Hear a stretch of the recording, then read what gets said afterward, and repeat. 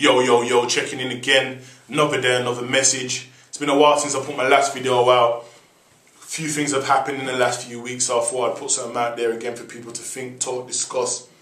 And also to just update people what's going on within the community. There's a lot of people that are oblivious to what's taking place in their own area. You know, a lot of people go to and from work, watch TV, to and from work, and then oblivious to what's taking place on their doorstep. So these are the reasons why we put these videos out there, but also for individuals and groups of people that are looking and inspired by these types of videos and looking for organisations in the community, individuals in the community that are, you know, doing brilliant things, positive things, you know, support them, get out there, you know what I mean, financially, you know, physically get out there and support these organisations, because there's loads of us that are out there that are working with these young people, working with the community, trying to create change. So I'll just say support that. And sad state of affair, young female on her way to school this morning became another victim of knife crime within our city. 16-year-old stabbed to death. And first of all, when you hear those things, you just think as a parent, imagine you send your child to school on their way to school at 7:30 in the morning, but by 9 o'clock you get a call from the police, or they come to your workplace and tell you that your daughter's lost their life. First thing you're probably thinking is how, why, when, and where, and on the bus going to school. It's a sad state of affairs, but that's just one thing that's taken place in our community that shocked many. A brother that lost his life a couple of days ago, that many of us know, that was in prison at the time. So condolences out to his family also, and friends that know him personally. A young female in our community a few weeks back committed suicide. A young brother out of town that was in prison as well committed suicide. And a lot of these things are taking place, and if you've noticed, they're becoming normal. We start to hear about it a lot. And there's a few people that are out there that are observing these things, and they're trying to understand this madness.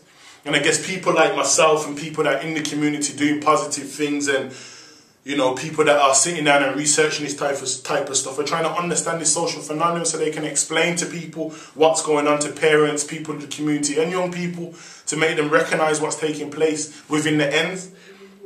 And you just look at the current climate, there's so many cuts that are taking place. Youth centres are closing, you know, youth organisations are closing down because of lack of funding. Public health, you know, hospitals are losing funding, mental health is losing funding. So many different elements to things that are taking place in the community, and things that are used to support the community are being cut back. So what do you expect? You go out there on a normal day, you're seeing young people, you're seeing adults walking around, no hope, no ambition. They can't foresee what's taking place in their lives in the next 3 or 4 years, and a lot of them are turning to crime, a lot of them are gambling, a lot of them are committing suicide, a lot of them are doing things to themselves, alcohol, drugs, all of these many things, because they can't see or foresee what's going to take place within their lives in the next 6 to 12 months. And it's going to get worse. You know, if you're a person that truly believes that these things are not going to impact on what's taking place within our community, you're mad. You know, we're seeing mass groups of young people have nowhere to go. In the next 2 to 3 months, we're going to see a lot of youth centres closed. Where do you expect these young people to go? And they're cutting a lot of these places in the most deprived areas of the city. It's not like Solihull where parents can give their children money and you can do extra activities. These are communities where youths don't have nothing. Their parents have no money.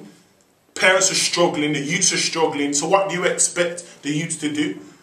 And the society it's creating an environment where young people are wanting to go to crime, wanting to get involved in madness, robbing, beating people up, extorting people in order to make that money. And in the world in which they're living, it makes sense because there's nothing there. And as an observer, as somebody that's looking in on that, you have to try and come to terms with what exactly that's going on. Young people don't have any hope. They've become very nihilistic. So it's get rich or die trying. They'd rather be killed or be killed. A lot of people are, you know, because there's no opportunity. If you notice now, There's a lot of army bases that are setting up and they're recruiting young people to go into the army, and young people are feeling like, yo, if there's no other opportunity out there, no one ain't paying my money, better I'll go to the army for them to go to Iraq, Afghanistan and fight somebody else's war and get caught up in something else that has nothing to do with them. But what do we expect these young people to do? I don't know if you've seen I've seen so many people that are walking up and down that are mentally ill, untreated, or haven't been diagnosed yet. And all it takes is for something to happen, these people switch, and then that could be your child or your friend or your brother or your sister that gets dealt with by these people because they're untreated. So with all of these cuts that are taking place, what do you expect? But what I've also noticed is that in which we address these particular issues, and I think a lot of these issues are looked at as a criminal justice response, and it's looked at that when these things take place, for example, knife crime, gun crime, sexual exploitation, when something big takes place in the community, that's when organizations and services say that, oh yeah, we want to do something with these we want to do something with these young people. That's not the right response. Because if you're waiting for somebody to die, I mean, if it was my son, I'm not waiting for my son to dead before you decide that you want to do something. I, as a parent, and many of you as parents, can do things from home and create that foundation. But from when they leave that home, if there's not services and support out there in the community to support those people going through life, what do you expect? So we'll see loads of good kids that are thinking, you know what, I might as well pick up a knife and a gun to protect myself, because I'm not going to get stabbed and shot and no bust, because no one ain't supporting me and no one ain't looking after me. This is how young people feel. When you look at the riots 2011, some of the key things young people are feeling like that they're oppressed.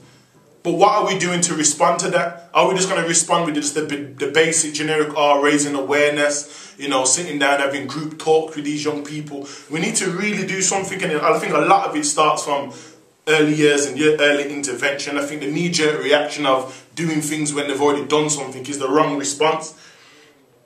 But there's hope. I mean, I'm a person that thinks that, you know, there's definitely hope. You know what I mean? There's organizations, there's people in the community that are trying to do big things. And I always look at the way that we are in the city of Birmingham, the West Midlands or the UK, and I look at systems outside of the country.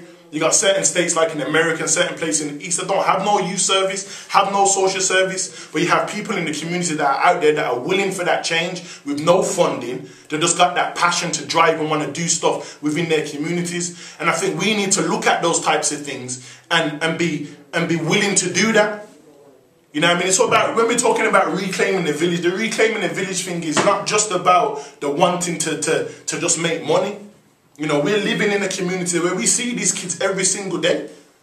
If you don't engage with them, I know you drive past them, or I know you work with them. So what are we doing collectively as a community? Who are we tapping into in the community that has finances, has buildings, has resources? And I say this openly to the mosque, to the church, to the temples, to any institution that's out there that have these buildings and not providing spaces for workers, for people in the community that want to do things and utilize their spaces to make these young people do positive things. Then what are we expecting? So the part is almost as a system, as a structure, but then also us as a community. We have to take responsibility for what's also taking place with our young people. Parents, do you know where your kids are? Do you know what they're doing? You know what they're doing after 6 o'clock, between 6 and 9, if they're not in the youth centre or they're standing on the road, where are they and what are they doing? I've had conversations with parents numerous times. My youth is not in no gang. These are the things that you hear. Because parents and children are disconnected, there's no conversation. Then you have the elders in the community that have so much knowledge and so much passion about things that have happened in the past, but somehow that knowledge isn't transcended to the generation for them to learn. These are the things that are taking place. And then a lot of these things that you're seeing is created a breeding ground for things like terrorism and far-right extremism. Because young people from disadvantaged communities are feeling left out. They're feeling that they want to get in on something. They're looking for a place to belong, to be amongst people to belong. So when you hear about these issues, young white girl on the bus getting stabbed by a young black man, whatever, what do you think about all of those groups that are out there that don't like particular communities? What do you think they're saying to vulnerable young people? And how do you think that they're going to respond? We have to start to think critically about these particular things that are taking place. And if we're waiting for things to kick off in order for us to respond, then we're going to be fighting a losing battle. Yes, a lot of us may feel we're fighting a losing battle because of the way that the youths are and the way they're presenting themselves. Youths are not hard to reach, they're just different to reach. We can't be frightened of our youth. We can't be frightened to go out there to talk to them, to engage with them. And if you can't and you have the knowledge to do so, find people in the community that can talk to them and filter that information, filter those resources, those knowledge and certain things so that people can utilize that and go out there and benefit. There is hope. There's a book that for all the youths them that are out there that are looking for things, you know, my brother J.E.W.E.L.S put out a book called The Secret Money Manual, Practical Strategies for Building and Maintaining Wealth for the Hip-Hop Generation. Important book for young people that are out there that are thinking, you know what, I don't know what to do. Or men that are exiting in the madness, want to leave the drug dealing thing or want to leave the gang thing. These are books that you need to be reading. How can you sustain business? How can you create businesses within your community? Because a lot of other communities are looking in your same communities and benefiting off your communities. You just look out there, other communities from different communities that thrive in the most deprived areas because they understand economics, they understand business. And I would say to man, then once again, if you can't get the book, phone a man like me or Cypher or man that are in the ends and we'll print out the pages and give them out for free. Real talk. We need to really think about how we're going to deal with these things, what's taking place in our community. We need to reclaim our village. And I, for one, will put up my hand and say that I'm down for the cause. But are you going to be that person that sits on Facebook, sits on Twitter? We hear about a young girl losing her life or a young brother losing his life. And we just say, that's so sad, that's so this, that's so that. But don't do anything the day after. We need to be those people that as soon as we hear those things, we want to do something straight away. And even when nothing ain't going on in the community, we still need to be out there doing something. Because a lot of these things are going to get worse. When the cuts really start to impact, you see the buildings start to close, the organizations start to shut down, it's just going to be us as a people, us as a community. We need to reclaim back that village. And I'm putting my hand up once again to say that we need to do that. And if you want to be a part of that village, let's sit down, let's jump, let's create things within the community for people to say, yeah, we're a community that's responsible for our community. Because other communities are taking responsibility for theirs. Are you going to be a community that's responsible for yours? It's Real Action Youth in Motion. It's about turning real talk into real action. Peace.